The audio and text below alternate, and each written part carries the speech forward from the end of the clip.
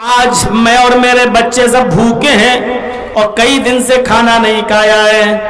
کہا پھر اس ہانڈی میں کیا پک رہا ہے؟ کہا اس ہانڈی میں کچھ نہیں ہے، اس نیچے آگ جل رہی ہے، پانی ابل رہا، اس میں ایک دو پتھر پڑے۔ لہر تھی، یہ کون سا جذبہ تھا، یہ کون سی لہر تھی کہ حضرت عمر فاروق رضی اللہ تعالیٰ عنہ رات کی تاریکی میں گشت کر رہے ہیں۔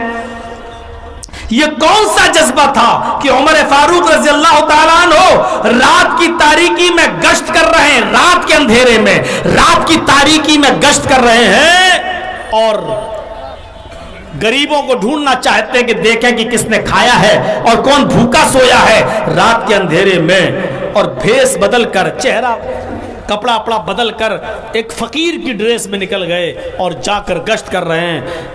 دور پہ دیکھتے ہیں، بڑا دلچسپ واقعہ ہے، سنا ہے آپ نے لیکن ذرا ہماری زبان سے بھی سن لو۔ کیا دیکھتے ہیں؟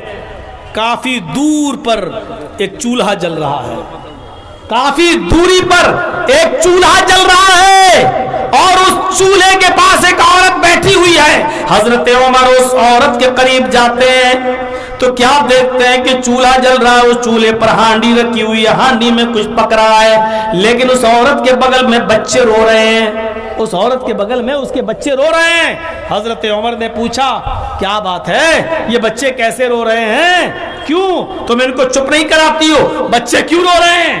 اس عورت نے کہا جا نا، اپنا کام کر آگے بڑھ، تو کیا جانے ہمارے اوپر کیا گزر رہی ہے۔ اس نے ایسے ہی کہہ دیا۔ آج تو ایک دوسرے کو پہچان لوگے، منسٹروں کو، منتریوں کو، لیکن وہ عورت حضرت عمر کو نہیں پہچان پا رہی ہے۔ کیا کہہ رہی ہے؟ جاؤ، تم کیا جانو میرے اوپر کیا گزر رہی ہے، تم کیا جانو میرے اوپر کیا بیت رہی ہے، تمہیں نہیں پتا، تم جاؤ یہاں سے، جاؤ۔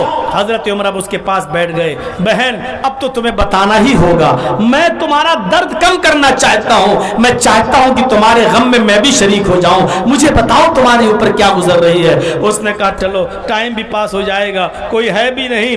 فرمایا کہ آج میں اور میرے بچے سب بھوکے ہیں اور کئی دن سے کھانا نہیں کھایا ہے۔ کہا پھر اس ہانڈی میں کیا پک رہا ہے؟ کہا اس ہانڈی میں کچھ نہیں ہے، اس نیچے آگ جل رہی ہے، پانی ابل رہا، اس میں ایک دو پتھر پڑے ہوئے ہیں۔ یہ چھوٹے چھوٹے بچے اس آگ کو دیکھ رہے ہیں اور ہانڈی کو دیکھ رہے ہیں اور یہ سمجھ رہے ہیں کہ میری ماں کھانا بنا رہی ہے، میں ان کو بہلا رہی ہوں، پھسلا رہی ہوں، ابھی ان کو نیند آ جائے گی اور یہ بھوکے ہی سو جائیں گے۔ میں ان کی دل کی تسلی کے لیے میں نے چولہے پر ہانڈی رکھ دی تاکہ ان کو پتہ چل جائے کہ اس میں کچھ بن رہا ہے کچھ نہیں۔ ڈھکن کھول کے دیکھا تو حقیقت میں پانی ابل رہا تھا اور اس پہ ایک دو پتھر پڑے ہوئے تھے۔ فرمایا تم نے یہ بات امیر المومنین کو کیوں نہیں بتائی؟ دیکھیے آپ یہ نہیں کہہ رہے کہ میں ہی امیر المومنین ہوں، کہ بہن تم نے یہ بات امیر المومنین کو کیوں نہیں بتائی، تم نے یہ بات عمر فاروق کو کیوں نہیں بتائی؟ اس بڑھیا اس عورت نے جو جواب دیا وہ سننے کے لائق ہے اور آج کے اس دور میں موجودہ دور کے حکمرانوں کے لیے ایک اعلیٰ مثال ہے۔ اس عورت نے کہا میں کیوں جاؤں اور میں کیوں شکایت کروں، میں اپنے حالات عمر کو کیوں بتاؤں؟ ارے لوگوں کا امیر تو وہ ہے، لوگوں کا ذمہ دار تو وہ ہے، امیر المومنین تو اسی لیے بتایا جاتا ہے کہ اس کو خبر ہونی چاہیے کہ کس کے گھر میں چولہا جلا ہے اور کس کے گھر میں چولہا نہیں جلا ہے، اس کی فکر اس کو ہونا چاہیے، میں کیوں بتاؤں؟ قیامت کے دن میں عمر کا گریبان پکڑوں گی، نہیں معلوم کہ کس سے کہہ رہی ہے، قیامت کے دن میں عمر کا گریبان پکڑوں گی۔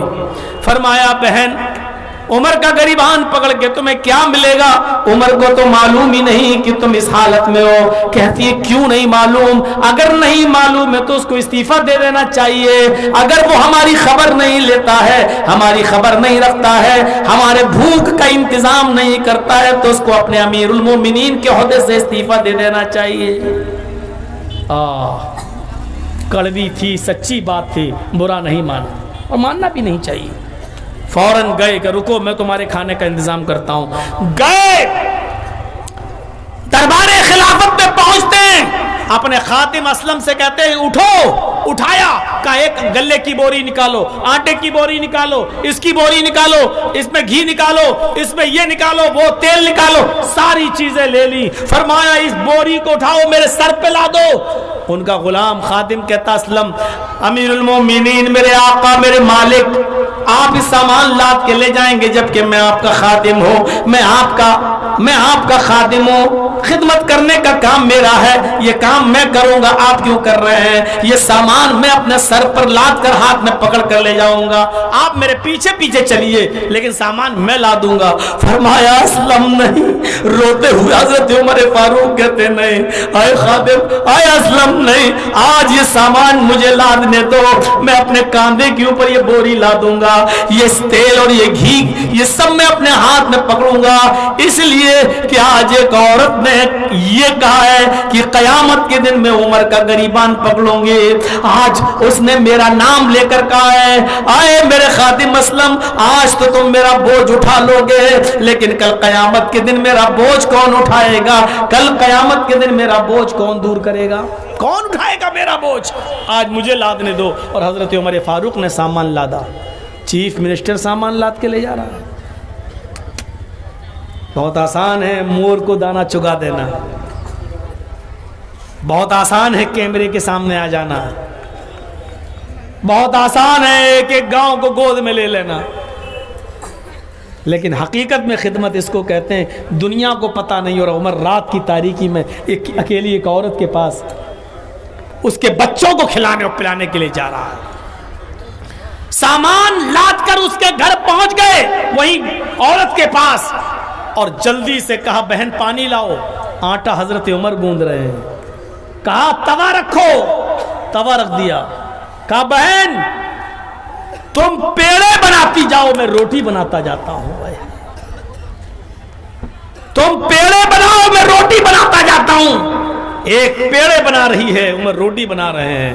اور پک کر گرم گرم کھانا جب تیار ہو گیا تو حضرت عمر فاروق نے بچوں کو کھلایا، کھاؤ. اور جب تک وہ بچے کھا کر پیٹ نہیں بھر گیا اور ہنسنے نہیں لگے، مسکرانے نہیں لگے، حضرت عمر فاروق کو سکون نہیں ملا. لاسٹ میں کہتے ہیں بہن تم بھی کھا لو. اس عورت نے بھی کھانا کھایا.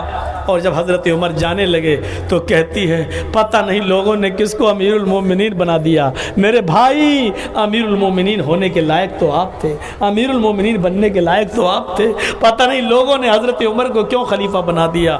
حضرت عمر فاروق کی آنکھوں سے آنسو نکل پڑے. روتے ہوئے کہا بہن نے، اس عورت نے، بھائی میں نے رونے کے لیے تو نہیں کہا تھا، ان جملوں سے تم روئے کیوں؟ تم نے مجھے خوشی پہنچائی، آپ نے کھانا بنایا اپنے ہاتھ سے، روٹی بنائی اپنے ہاتھ سے، میرے بچوں کو کھلایا اپنے ہاتھ سے، آپ نے مجھے خوشی دی اور میرے جملوں سے آپ رو دیے. میں نے آپ کو رلانے کے لیے بات نہیں کہی تھی. حقیقت یہ ہے کہ امیر المومنین بننے کے لائق آپ ہیں. فرمایا میری بہن میں ہی امیر المومنین ہوں، میں ہی وہ عمر ہوں جس کا گریبان پکڑنے کی بات قیامت کے دن تو نے کہی ہے. اے میری بہن عمر کو پتہ نہیں تھا، مجھے پتہ نہیں تھا، اسی لیے خبر گیری کرنے کے لیے رات میں نکلا اور تم نے یہ کہہ دیا. عمر کو پتہ لگانا چاہیے، عمر کو خود خبر رکھنی چاہیے. ارے میں تو ہر رات گشت کرتا ہوں لیکن میں تم تک نہیں پہنچ پایا، اس بات کا افسوس ہے مجھے. آئندہ خیال رکھوں گا، بیت المال سے تمہارا وظیفہ جاری ہو جائے گا اور اس بچے کا بھی وظیفہ، بچوں کا بھی وظیفہ جاری ہو جائے گا. میرے پیارے ساتھیوں ذرا غور کرو کہ قیامت کے دن سے کیسے لوگ ڈرا کرتے تھے. اس عورت نے اتنا کہا کہ قیامت کے دن میں عمر فاروق کا گریبان پکڑوں گی، اور عمر فاروق کانپ جاتے ہیں اور تھرا جاتے ہیں، لرز جاتے ہیں. اس دنیا میں ہمیں اور آپ کو سب کو مرنا ہے.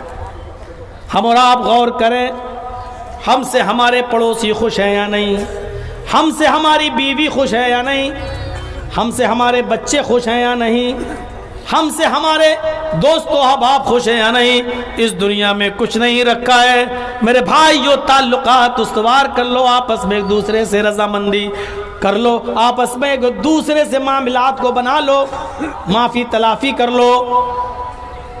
دنیا میں یہی سب چیزیں، ورنہ قیامت کے دن کوئی کسی کے کام نہیں آئے گا. ہر انسان دیکھے ہم نے اپنی بیوی کو ستایا تو نہیں، ہم نے اپنے بچوں پر ظلم تو نہیں کیا ہے، ہمارے ماں باپ کے ساتھ ہمارا سلوک کیسا ہے، ہماری ماں کے ساتھ ہمارا سلوک کیسا ہے۔ وہ ماں جس نے 9 مہینے ہمیں اپنے پیٹ میں رکھ کے پالا ہے، پوسا ہے، بڑا کیا ہے، 9 مہینے میرے بھائیوں جب وہ اپنے پیٹ سے باہر نکالتی ہے تو ذرا تصور کرو کہ اس کو کتنی خوشی ہوتی ہے، لیکن پیدا کرتے وقت اس کو کتنا درد ہوتا ہے۔ اس بات